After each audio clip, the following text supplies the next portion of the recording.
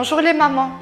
Bienvenue dans ce nouvel épisode des experts NanoPtiPro 3. En tant que maman, vous vous posez toute la question de l'éveil et de l'intelligence de votre enfant de 1 à 3 ans, car cet âge est rempli d'événements et d'évolutions importantes, comme l'acquisition du langage, de la propreté, la marche, la sociabilisation, etc. Vous émerveillez devant ces premières phrases, ces premiers gribouillis, ces remarques pleines de bon sens et ces progrès du quotidien. Pour répondre à votre question, je dirais qu'il n'y a pas un mode d'emploi, car chaque enfant a son rythme et a sa propre histoire.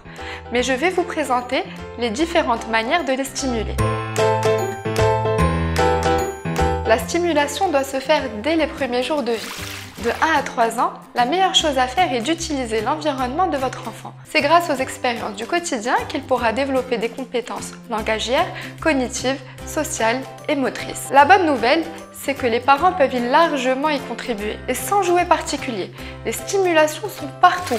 Il suffit d'ouvrir les yeux et d'être attentif à tout ce qui nous entoure. Il est simple de transformer une activité banale comme le bain ou une promenade en poussette en véritable source d'apprentissage. Par exemple, vous pouvez nommer les objets, leurs couleurs, le laisser décrire ce qu'il voit. Parlez-lui, expliquez-lui ce que vous faites et pourquoi, et toujours avec des mots simples. À partir de 1 an, votre enfant aura déjà fait ses premières expériences de toucher, avec du sable, du riz, de l'eau. Vous pouvez alors introduire la pâte à modeler, les jeux d'encastrement, les petits instruments de musique, les petits jouets pour imiter, comme le téléphone ou les dinettes, les poupées ou les animaux à bascule dès qu'ils sont capables de monter. Ils adorent ça. On peut aussi lui faire la lecture de livres adaptés qui éveilleront sa curiosité de par les formes, les couleurs et parfois même les sons et les lumières. Ces derniers favorisent les liens d'attachement et les interactions. Pendant le bain, utilisez des jouets et nommez ces parties du corps.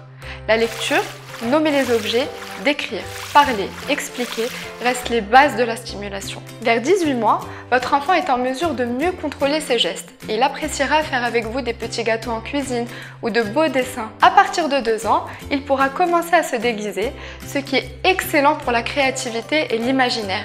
N'hésitez pas à entrer dans son monde, à faire des jeux de rôle avec lui, à changer votre voix en fonction des personnages. Et pourquoi pas vous déguiser aussi. On pourra faire des coins jeux, par exemple le coin garage, le coin cuisine ou le coin lecture. Il commencera à reconnaître les couleurs et les formes.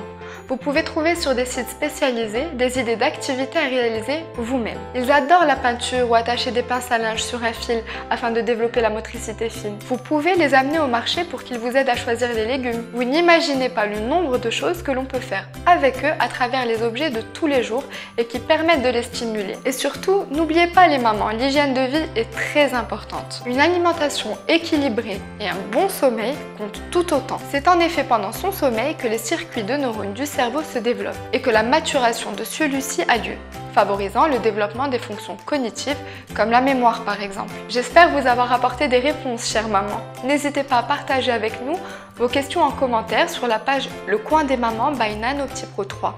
À très bientôt!